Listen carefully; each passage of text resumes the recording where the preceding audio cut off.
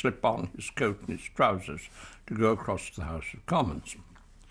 And he did at one point said to me as he was reading this, because I stood waiting, he said, "You personally do agree that what I'm doing is necessary, don't you?"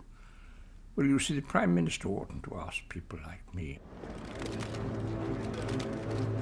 This was the day when Eden told first the Queen and then the Commons about the steps which would take Britain to war. The Egyptian and Israeli ambassadors were summoned and told to withdraw 10 miles on either side of the canal or face Anglo-French military intervention. One side awaited its ultimatum with impatience. I was sitting here in the Ministry of Defense, waiting for the ultimatum. He didn't arrive. And so I called up the French ambassador and asked him, "Sir, do you have an ultimatum for us?" He says, no, I'm going to check. Then I called in the British ambassador. He says, "Maybe you have an ultimatum." Neither of them had. Except for one or two people, nobody in the British or French foreign offices knew anything about the conspiracy. Nasser rejected the ultimatum, thus giving Eden and the French the excuse they needed to invade.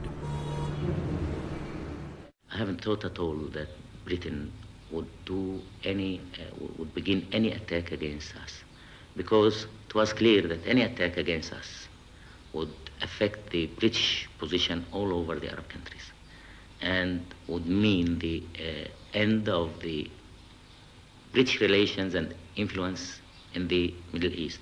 So we were waiting for Israeli attack. We were thinking about French collusion with Israel. We were keeping completely out of mind the British collusion. Meanwhile, at the UN, the American ambassador proposed a resolution in the Security Council calling on the Israelis to withdraw. Will those who are in favor of its adoption please raise their hands? And on all member states to refrain from the use of force.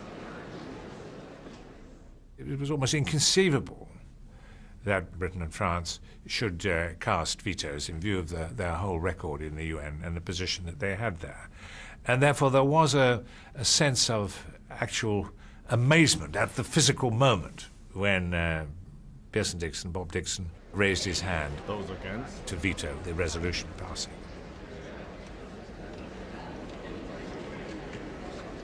Abstention? Abstentions.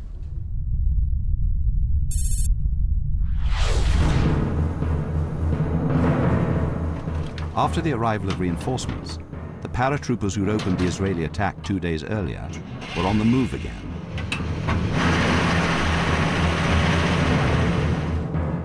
Lieutenant Colonel Ariel Sharon, their up-and-coming commander, had ordered his men to occupy the Mitla Pass, which lay between them and the Suez Canal.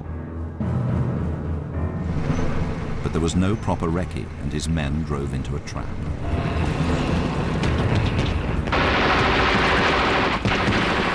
Egyptians were firing from well-protected caves and crevices on either side of the pass.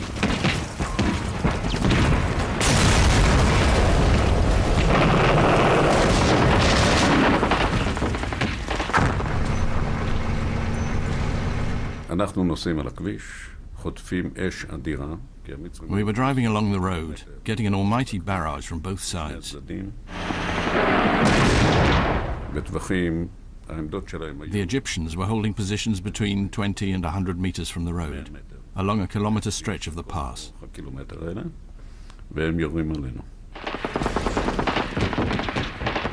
Sharon wanted his ambushed men rescued, and another unit was sent up and over a ridge above the pass to try and reach them.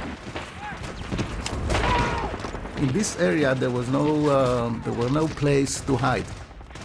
So the company commander told me, if they want me to charge, I will, and he almost cried. Despite the danger, they were ordered to charge. When we charged, heavy fire was shot against us. He was my company commander. He ran nearby myself. He was got a bullet in his chest. I got a bullet in my helmet.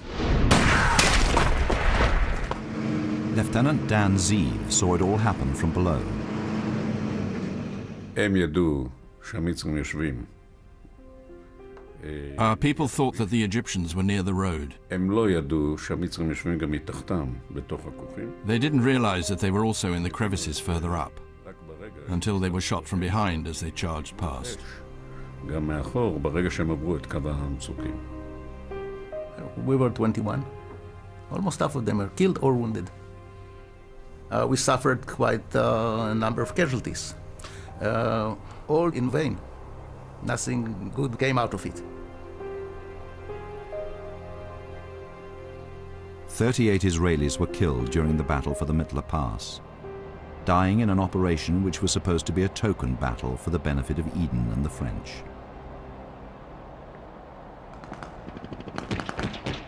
In the evening, the paratroopers moved along the contours of the pass, killing the Egyptians in the caves and crevices. 150 Egyptians died. The rest fled.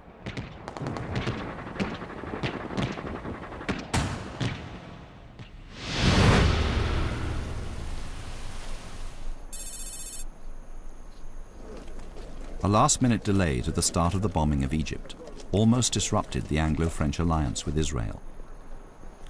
The postponement of the bombing by about 12 hours was a breach of the secret agreement. And it awoke Ben-Gurion's fears that the Egyptians might obliterate Tel Aviv with their new Soviet bombers. Dayan sent Mordecai Bar-On to inform Ben-Gurion. I've never seen Ben-Gurion so angry. All his fears came true now. All his suspicions, all his disbelief with the British came to fear. He said something in Hebrew, which I never heard him saying such things. He said something that amounts to, oh, this wretched old whore, meaning the British. That's about the sense that they exclaimed. And said immediately, call Dayan, tell him to bring back the paratroopers. Once the RAF bombing started, no more was heard of Ben-Gurion's order. When the planes reached Cairo, Nasser, who'd been entertaining the Indonesian ambassador at home, went outside. I listened, and there was the jet aeroplanes. And I said to the Indonesian ambassador that these are jet aeroplanes, and the Israelis don't have jet aeroplanes. These are British. I went over to the roof of the house. I saw the bombardment of the international airport. I went direct to the army headquarters. It was clear from the start that the RAF was trying to destroy Nasser's new air force. The first raid sent one of Nasser's closest associates